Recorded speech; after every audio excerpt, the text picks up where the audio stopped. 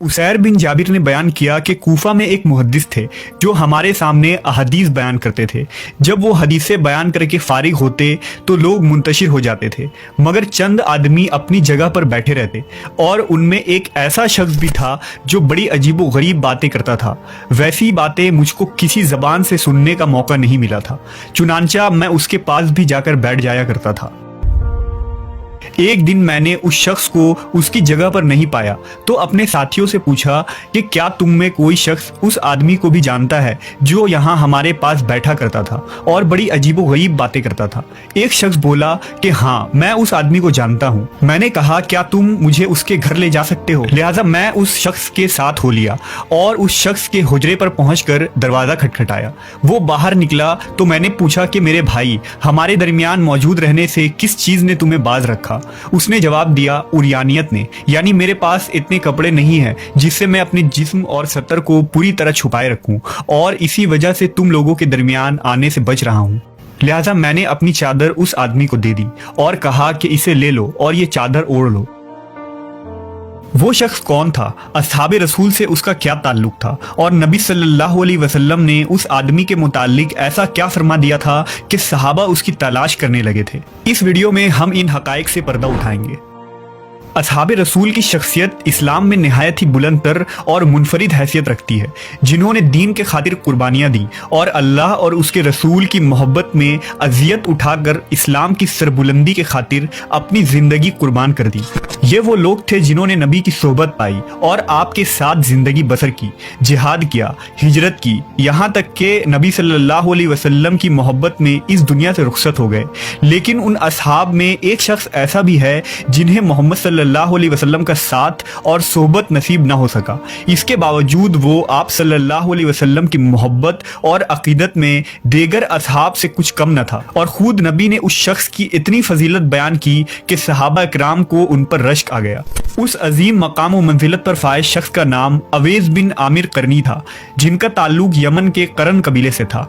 आपने नबी का दौर पाया था और उस जमाने में मौजूद थे।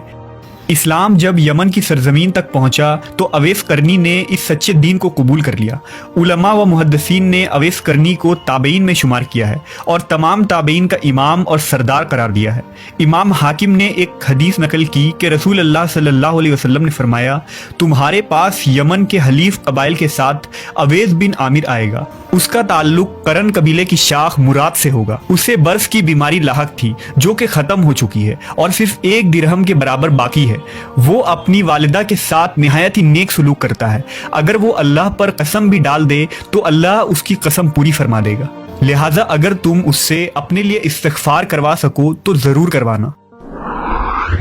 इब्ने असाकिर की रिवायत के मुताबिक हज़रत उमर इब्ने खत्ताब रज़ी अल्लाह तआला अन्हु ने 10 सालों तक अवेस करनी नामी इस शख्स को तलाश करवाया। यहाँ तक कि हज के मौके पर जब यमन से लोग मक्का आए तो हज़रत उमर ने उन्हें जमा किया और उनसे पूछा कि तुम में से जो भी कबीला मुराद का हो वो खड़ा हो जाए। लिहाजा कबीला मुराद के जो लोग थे वो खड़े हो गए और बाकी बैठ गए। इसके बाद फरमाया, क्या तुम में से कोई शख्स अवेस नामी आदमी को जानता है? ये पूछते पूछते आप खुद अवेस के पास आए और पूछा कि क्या तुम्हारा नाम अवेस है? उन्होंने कहा हाँ। हजरत उमर ने फरमाया कि तुम मुराद कबीले की शाख करन से हो?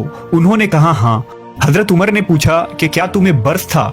वो अच्छा हो गया मगर दिरहम बराबर बाकी है। उन्होंने कहा जी हाँ। हजरत उमर ने कहा कि क्या तुम्हारी माँ है? उन्होंने कहा जी। लिहाजा हजरत उमर ने कहा कि मैंने रसूल अल्लाह सल्लल्लाहु अलैहि वसल्लम से सुना था कि आप फरमाते थे कि तुम्हारे पास अवेस बिन आमिर यमन वालों की कमक फौज के साथ आएगा। वो कबीला मुराद से है जो करन की शाख है। उसको बरस था, वो अच्छा हो गया मगर दिरहम बाकी है। उसकी एक माँ है। उसका हाल ये है कि अगर अल्लाह के भरोसे पर कसम खा बैठे तो अल्लाह उसको सच्चा करे। फिर अगर तुझसे हो सके तो उससे अपने लिए दुआ करवाना। तो अब आप मेरे लिए दुआ कीजिए। लिहाजा हजरत अवेस ने हजरत उमर इब्ने खत्ताब के लिए बख्शिश की दुआ फरमाई। आपने कहा कि तुम कहाँ जाना चाहते हो? हजरत अवेस करनी ने कहा, मैं कूफा जाना चाहता हूँ।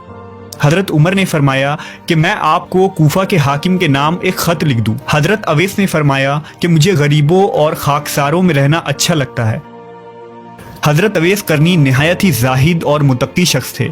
آپ کے متعلق روایتوں میں آتا ہے کہ آپ کے پاس ایک چادر تھی جو زمین پر بیٹھتے وقت زمین پر لگتی تھی۔ اس پر وہ کہا کرتے کہ یا اللہ، میں ہر ذی روح کے بھوکے اور ننگے ہونے پر تجھ سے معذرت چاہتا ہوں۔ میرے پاس صرف میرے پیٹھ پر موجود کپڑا اور میرے پیٹ میں موجود خوراک ہی ہے۔ کسی دن شام ہوتی تو اویس قرنی فرماتے آج کی رات رکوع کی رات ہے، لہٰذا صبح تک رکوع کرتے، اور کبھی شام کے وقت کہتے آج کی رات سجدے کی رات ہے، تو صبح تک سجدے میں پڑے رہتے۔ بعض اوقات شام کے وقت اپنے گھر میں موجود اضافی کھانا پینا، لباس، سب کچھ صدقہ کر دیتے، اور پھر کہتے اے اللہ، اگر کوئی بھوک سے مر گیا تو میرا مواخذہ مت کرنا، اور اگر کوئی ننگا فوت ہو گیا تو مجھ سے حساب نہ لینا۔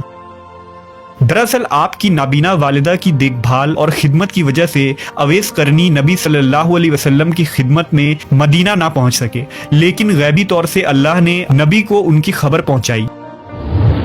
جب امیر المومنین حضرت علی رضی اللہ تعالیٰ عنہ خلیفہ منتخب ہوئے تو اویس قرنی کوفہ منتقل ہو گئے تھے، اور آپ نے امام علی کے ہاتھوں پر بیعت کر کے آل محمد کے خاطر جانثاری کا عہد کیا، اور اہل بیت رسول کی محبت میں آپ نے جنگ صفین میں حضرت علی کا ساتھ دیا، آپ کی حمایت میں میدان جنگ میں اترے۔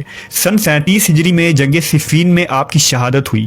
خود امام علی فرمایا کرتے تھے کہ نبی صلی اللہ علیہ وسلم نے ارشاد فرمایا کہ اویس کی موت خدا کی دین کے راستے میں شہادت پر ہوگی، اور بہت سے لوگ بروز قیامت اس کی شفاعت پائیں گے اور آتش جہنم سے نجات حاصل کریں گے۔